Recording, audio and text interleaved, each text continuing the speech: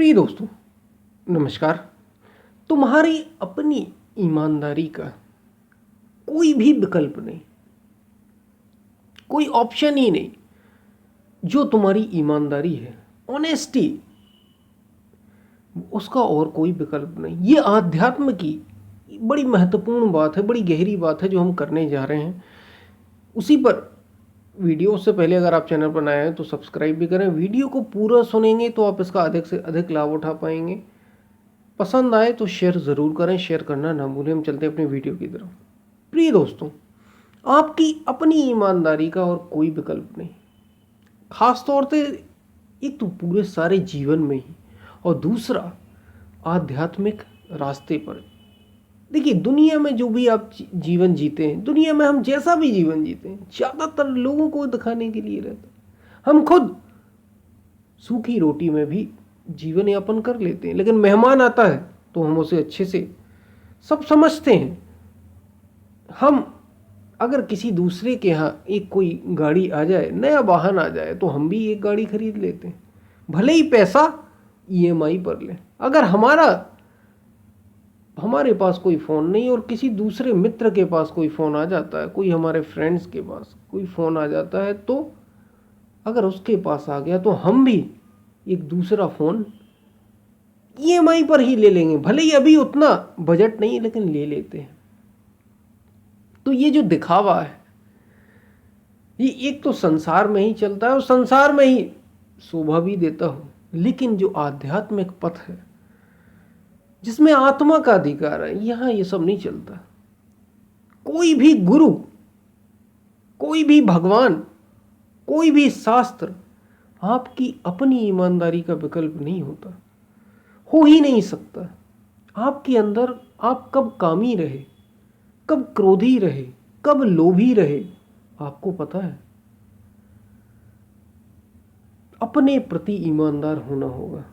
एकांत में जब कोई ना हो, तब आप कितने ज़्यादा, क्योंकि आप ही आपके साथ हैं। क्या कोई और आपके साथ है? क्या कोई और आपके साथ है? आपके अपने अस्तित्व के अतिरिक्त, जिसको आप परमात्मा भी कह लें, अस्तित्व कह लें, अपनी आत्मा कह लें, उसके अतिरिक्त और कौन उपस्थित होता है जीवन के हर क्षण में आपके साथ? बताइए ज़रा, कौन उपस्थित होता है हर क्षण में जीवन के आपके साथ? ना आपके भाई, ना आपके मित्र, ना आपके परिवारजन, ना आपके प्रिय, ना आपके माता पिता, पत्नी पति, कोई उपस्थित नहीं होता। आप स्वयं उपस्थित होते हैं। इसलिए मैंने कहा कि आध्यात्म की हमारे संतों महापुरुषों ने जो बताई कि सबसे गहरी बात यह है जीवन की, कि आपकी अपनी ईमानदारी का और कोई विकल्प है ही नहीं। कोई इसका विकल्प नहीं हो सकता, कोई ऑप्शन नहीं हो सकता। आप स्वयं उपस्थित हैं और स्वयं गवाह हैं। इसलिए आपके जो पुण्य हैं, आपके जो पाप हैं, उसका गवाही और कोई नहीं। आप किसी को मत बताइए, किसी गुरु को बताने की ज़रूरत नहीं, आपको अपनी सफाई देने की ज़रूरत नहीं, कुछ करने की ज़रूरत नहीं। आप खुद जवाबदेह हैं, अकाउंटेबल हैं। आप खुद उस समय उपस्थित हैं, कब काम आया और आप उसके साथ लिप्त हुए या नहीं हुए, आप उसमें शामिल हो गए। कब गुस्सा आया, आप उस गुस्से के साथ शामिल हुए या नहीं हुए। ये दूसरे को बताने की ज़रूरत नहीं। दूसरे को तो हो सकता है आप जानबूझकर कभी कभी गुस्सा करते हो, लेकिन वो गुस्से की श्रेणी में नहीं आएगा, वो उस क्लास में नहीं आएगा, क्योंकि आपने जानबूझकर किया, वो आपके नियंत्रण में था। तब एक बात दूसरी है, आप चाहते थे हो और फिर आपने उसे वापस ले लिया। लेकिन जब आप चाहते ही ना हो, खुद ब खुद परिस्थितियों से, लोगों से, दूसरों से आ जाए, ये कमी हो गई। आध्यात्म इसी की बात करता है। यही है वास्तव में ईमानदारी, ऑनेस्टी। आपके अंदर कब काम भाव आया, कब काम का विकार आया, कब आप काम वासना से ग्रसित हो गए। ये एकांत में ज़्यादातर जो काम वासना के भाव होते हैं, वो तो एकांत की ही विषय हैं, अकेले के विषय हैं। दूसरा ना देख पाए, दूसरा ना रहे, बड़े छुप छुप के एकांत में ही होते हैं। तो कोई दूसरा हो या ना हो, और जरूरी नहीं दूसरा हो या ना हो, ये तो खुद ब खुद मन में आ जाते हैं और आप शामिल हो जाते हैं। कई सारी ऐसी चीजें डिजिटल माध्यम भी आजकल उपलब्ध है। तो कौन है उसका उस समय देखने वाला? आप स्वयं हैं।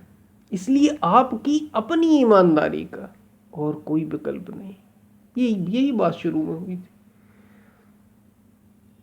कब आपको धन का लोभ आया, कब मन उसमें शामिल हो गया और कब मन के साथ आप शामिल हो गए, इसका कौन जवाब दे? केवल और केवल आप। इसलिए कहा कि कोई भगवान, कोई गुरु, कोई शास्त्र, कोई महापुरुष आपकी अपनी ईमानदारी का विकल्प नहीं हो सकता। वो नहीं जानता, क्योंकि आपका अंतःकरण, आपका मन आप स्वयं जानने वाले। आपको पता है कि आपका स्तर क्या है, आप क्या हैं। अभी निकलना चाहते हो, पार होना चाहे तो ये बात एकदम दूसरी। आप किसी और को कितना भी बेवकूफ बना लें, लेकिन आप अपने से नहीं बच सकते। और सारा रिकॉर्ड आपके अस्तित्व में हो रहा है, सारा रिकॉर्ड। इसलिए आध्यात्म बात करता है आपकी अपनी। आध्यात्म बात किसी दूसरे की नहीं करता है कि आपको दूसरे को दिखाना है सर्टिफिकेट। संसार में बातें तो होती दूसरे को दिखाने की। देखिए मेरी इतनी परसेंट आई, देखिए मैंने इतना पैसा कमाया, देखिए मैंने इतना नाम कमाया, और लोग बड़े खुश होते हैं ये देख के। आध्यात्म बात दूसरे की तो करते ही नहीं, दूसरे से कोई मतलब नहीं। स्पिरिचुअलिटी ये तो अपना विषय है, अपने को तौलने का विषय है कि आप क्या है वास्तव में, अपने को तौलने का। और इसलिए संसार में आता है अहंकार। संसार में जो चीजें मिलती हैं, अभिमान आता है। यहां अहंकार नहीं आता, सम्मान निरादर आदर ही। यहां तो मान और सम्मान बराबर। यहां विनम्रता आती है। जैसे ही आप ऊंचे उठते चले जाते हैं, विनम्र भाव आ जाता है आपके भीतर, क्योंकि आप स्वयं उपस्थित होते हैं, आप स्वयं जानने वाले हैं। वो अस्तित्व तो आपके साथ है, आपका परमात्मा कहलाए, वो आपके साथ उपस्थित है। आप शरीर और मन के साथ उपस्थित है, स्वयं गवाह हैं आप, स्वयं गवाही हैं, विटनेस आप हैं। आप तय करें तो याद रखिए आपकी अपनी ईमानदारी का और कोई विकल्प नहीं। यही बात हमने की थी। आध्यात्म इसी की बात करता है, दूसरे पर मत जाने दो, तुम तो स्वयं में ईमानदार रहो बस। और ईमानदारी किससे? ये केवल बाहर के रुपयों, पैसों, धन दौलत की बात नहीं। पल पल अपने विचारों के, अपने मन के, अपने मन में उठने वाले संस्कारों के साक्षी होना है, जानना है, सजग होना है। क्योंकि आप ही तय करेंगे, कोई और नहीं तय कर देने वाला। आप ही अपनी मुक्ति भी तय करेंगे। ये क्यों जरूरी? क्योंकि कोई मुक्ति आपको देता नहीं, कोई मुक्ति की दिशा आपकी तय करता नहीं। आप स्वयं चल सकते हो अगर, तो बात बनेगी। बुद्ध ने यही तो कह दिया, अपो दीपो भव। अपना दीपक तुम स्वयं बनो, कोई दूसरा नहीं बनेगा, तुम्हें स्वयं ही बनना होगा। अपो दीपो भव, बुद्ध ये कह रहे हैं, अपना दीपक स्वयं बनो। तो काम, क्रोध, लोभ, मोह, राग, द्वेष, इन सब से पार होना। और हमें पार इनसे होना है, इनसे हमें परे होना है। शरीर और मन में हूं, ये जो हम माने बैठे हैं, क्योंकि इससे जब तक आप पार नहीं होते, तब तक आप सत्य को नहीं जान पाएंगे। तब तक आप वास्तव में आत्म भाव क्या है, आत्मा क्या है, कैसी है, नहीं जान पाएंगे, समझ ही नहीं पाएंगे उसको। क्योंकि वो शरीर और मन की बात नहीं, वो बुद्धि और इंद्रियों की बात नहीं, वो इनमें है लेकिन इनसे परे है।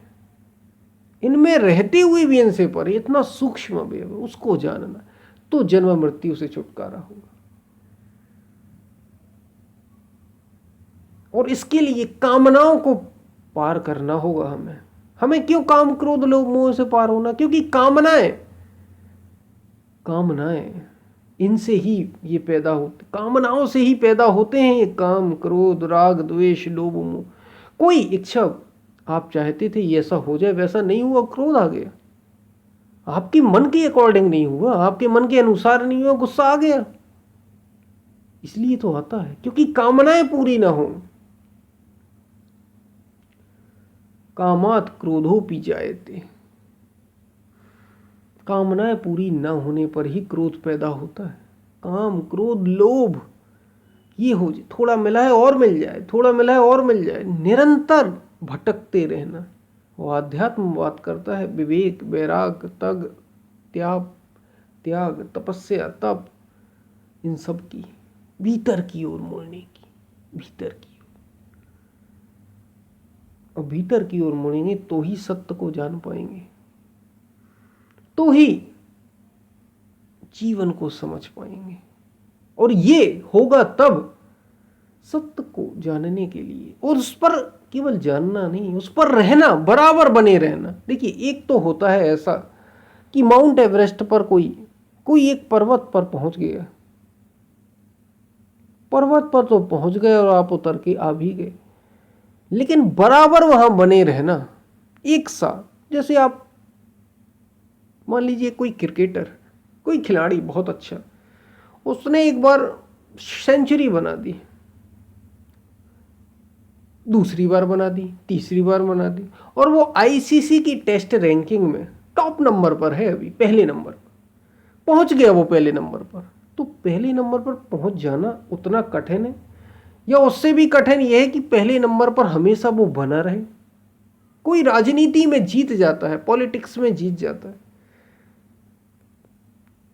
और पार्टी उसकी जीत जाती है, 5 वर्ष तक तो फिक्स हो गया, लेकिन उसे हमेशा वहां बने रहना, एक बार जीत जाना, चुनाव, इलेक्शन, ये ज्यादा कठिन है, या बार बार जीतना और वहां बने रहना, ये ज्यादा कठिन। आध्यात्म बात इसी की करता है, ईमानदारी। आप स्वयं ईमानदार हैं अपने काम, क्रोध, लोभ, मोह, राग, द्वेष, इनके प्रति, कि ये कब आए।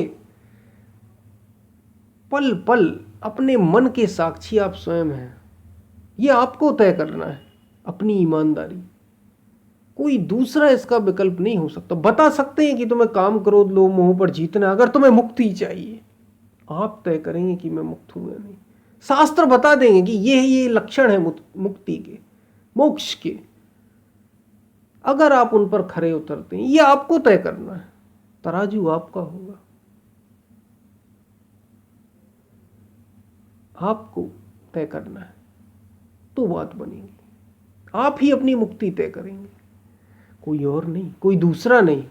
ये तो तुम्हें ही तय करनी होगी, कोई दूसरा विकल्प नहीं, कोई दूसरा नहीं, क्योंकि ये भीतर की बात है। जैसे काम वासना स्वयं की होती है, क्रोध स्वयं की होती है, आप जानते हैं, कोई दूसरा नहीं जानता। आपके अपने सपने कोई दूसरा नहीं जानता, कोई जान ही नहीं सकता, आप ही जान सकते।